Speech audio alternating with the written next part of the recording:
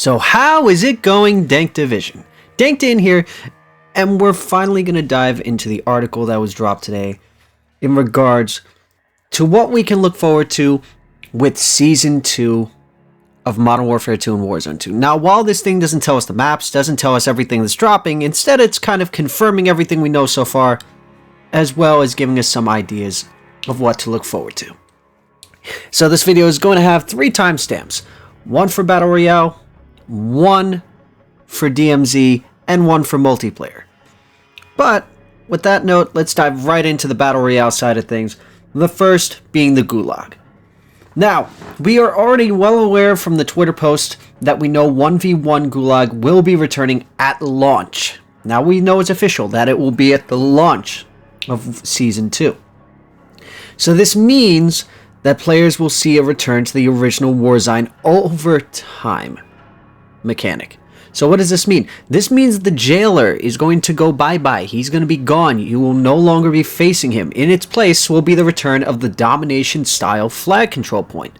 So it'll play pretty much like a 1v1 gunfight, etc. Now, for the time being, when Season 2 drops, they are going to edit the existing Gulag to better suit 1v1 with the hopes that somewhere in the future they will actually have a dedicated 1v1 map. Now, whether or not this means that they'll reintroduce the showers or quite possibly drop different maps each season, we will see. They've also made changes to the Gulag experience. Now, this means that the ground loot is going to be changed, as well as the loadouts the players spawn in. They've also updated the pool to include ARs, SMGs, and LMGs as primaries as the circle progresses. Shotguns have been removed from the rotation, while handguns will remain available as secondary weapons. Now, for those of you who actually win the 1v1 Gulag, you'll actually be granted a larger cash reward. That way, those people redeploying actually have a chance to get back on their feet. Alongside increasing victory cash rewards mentioned in this, the Gulag will now spawn cash as ground loot to encourage and reward players willing to move about the map rather than sit in a corner. Now, the next major thing that we're going to be talking about is the economy of Warzone. Now, up until now, looting has been kind of a pain in the ass, as you only had, hundreds lying around, etc. However, the big change that we're going to be seeing is that the lowest form of cash you can find from ground loot is 800. In cash registers, 500. In addition to this, cash will be acquired via ground loot, containers, and white stronghold supply boxes all throughout Al Mazrah, but you will no longer be able to get money from the basic and legendary supply boxes. Now, this will make it easier and quicker for more consistent gameplay, etc. Now, you have the loot and the inventory. Now, a major problem that people were having was that trying to navigate the UI was getting players pretty much killed. Now, while they were happy to introduce the backpack system, the problem is that people weren't able to get their stuff. Now, medium and large backpacks will no longer be available, so this means you won't be able to have 3 weapons, and eliminated players will drop loot onto the ground rather than loot-filled backpacks. Every player from now on will have the same backpack throughout the entire game, which will subsequently reduce the impact of stacked medical supplies, equipment, and kill streaks. They also continue to look at feedback and provide updates to streamline the looting experience, etc. Now, in regards to loadouts, one of the major things that was a part of the original Warzone. Players at launch were not thrilled that they weren't able to really get their hands on the loadout, so dropping into Season 2, they are going to finally allow people to customize their perk packages. Now, keep this in mind. This feature is going to launch with a slightly reduced pool of available perks. They might slowly integrate all of them. They might keep certain ones out as they look to see which ones are going to actually have viability and which ones might be a little too overpowered. Now, primary weapons will still be available at the buy stations, but will be at a much more affordable cost so that players can choose to instead grab a weapon if they don't feel like going for loadouts. They're also going to have, of course, loadout marker drops that are going to be all across the area, but make sure to take a careful look at the price, as the price of loadout drop markers will be slightly reduced so that respective squad sizes can acquire their full loadouts at a faster pace. In addition, on extremely rare occasions, players might find, while looting throughout Al Mazrah, a second loadout drop public event added, which means the drops will now happen on the 1st and the 5th circles of each match. Now, another major thing that people were complaining about was the plate system. The problem being that if you started off with 2 plates and someone had 3, you were going to die.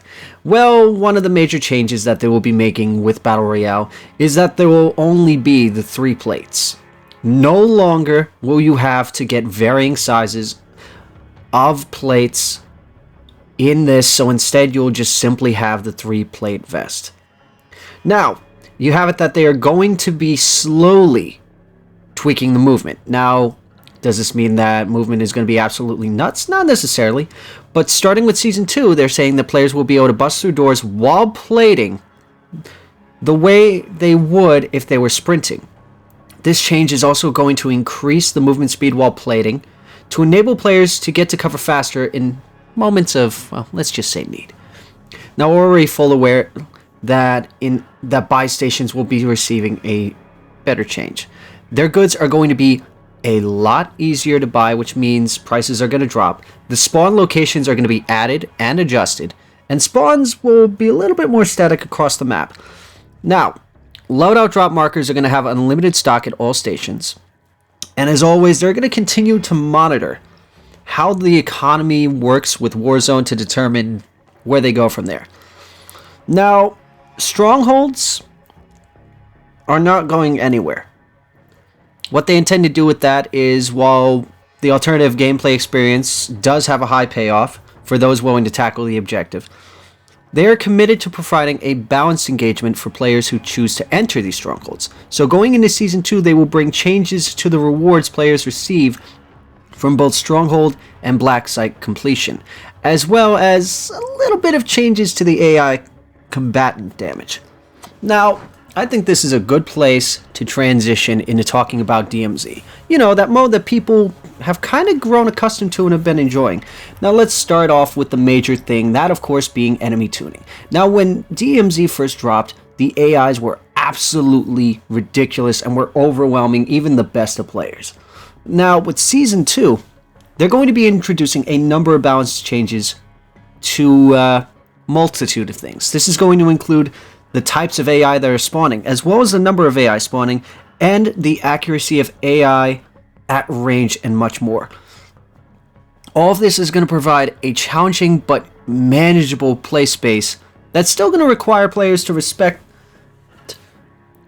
you know, the idea that these AIs are not going to play around, but not to the point where you're going to lose your mind. They're also going to be tuning some of the info points all across Al Mazrah, so that it improves early match experiences based on the gameplay data. This means that your starting point is going to actually have you not feeling like you're isolated and without loot, and is going to make it easier to get contracts and get right into the match. Now, something that doesn't have a lot of people too thrilled is that in this thing, it suggests that they're going to be resetting some of the missions for DMZ. Now, people have been complaining that the faction mission difficulty ramp was a little too aggressive for a lot of players, and that they're demanding, you know, for things to be scaled back a little bit. You know, having it that you have to complete all 3 tier missions in Season 1. So they're going to be adjusting the overall scaling of difficulty in missions as the tiers progress. Later tier missions will still be quite challenging, even for the best players, but they believe a more straightforward access to the additional insured slot will provide a better path forward for everyone. Now, the fact that, like I said before, the seasonal refresh is going to be a bitch, because what does that mean? That means any current faction mission progress you have is going to reset. All of your contrabanded keys, gone. They will be giving a more detailed intel in regards to that, but if that's something they're going to be doing, you're going to piss off a lot of people. Now, this is the part where I have to, before we even dive into the multiplayer, because there's not much to talk about. I understand that Warzone is the breadwinner. I understand that bundles are the way of the future. But the fact that multiplayer feels like the unwanted stepchild, when that was pretty much what made Call of Duty, and nowadays it almost feels like it's getting no love at all, is nothing short of disheartening. Because all they pretty much talk about in the article is a very small handful of things. They talk about fixing the audio so that it's easier to be able to hear where something is coming from. They also have it that the major thing they're going to be looking into is the perk balance, in which they're going to be updating the rate at which the bonus and ultimate perks are earned. This includes reducing the bonus perk by a cost of 50% and the ultimate by 25%. They're also looking at several weapon balancing changes that are going to come along with multiple new weapons that we'll be looking forward to seeing in the future. We also have it that we're already well aware that a hardcore mode is going to be returning with Modern Warfare 2, and it is now official. Tier 1, gone. It will not be coming back. Hardcore will officially be replacing Tier 1, never to have that return ever again. We also have it that ranked play will be another thing we will be seeing. Now, whether or not this is going to play out the way that we're expecting, what we're going to see banned, we don't know. But here's what we do know. We do know that sometime around the 8th of February, we'll be seeing a full, detailed article pretty much telling us everything we need to know about the weapons, the operators, which we've already seen the leaks. We've seen that it's Ronin. We see that we're kind of getting a Japanese theme. We already have the idea that we're more than likely going to see Japanese-themed weapons. And in the comment section down below, I want to hear your thoughts on how Season 1 played out, as well as what would you like to see going in to Season 2. I want to hear what you think the weapon should be. What do you think the skin should be? What do we need? And if you say anime bundles, I'm just going to put this point blank. I'm not against anime bundles, but if you're literally looking for the same skimpy outfit that you pretty much expect out of stereotypical anime, you can click away from this video and go watch anime. Go watch hentai for all I care. But with that being said, I'm looking forward to reading that comment section down below. Don't forget to drop a like, leave that comment down below. If you enjoyed watching this video, don't forget to click that subscribe button. And to all of you guys out there, you guys have a wonderful day, night, whatever you're doing, do it wholeheartedly. And of course, as always, this is Dank Dan, signing off. Get them to click that subscribe button, Dank. It's the only way we can figure out the numbers. What do the numbers mean, Dank? We're wasting valuable time.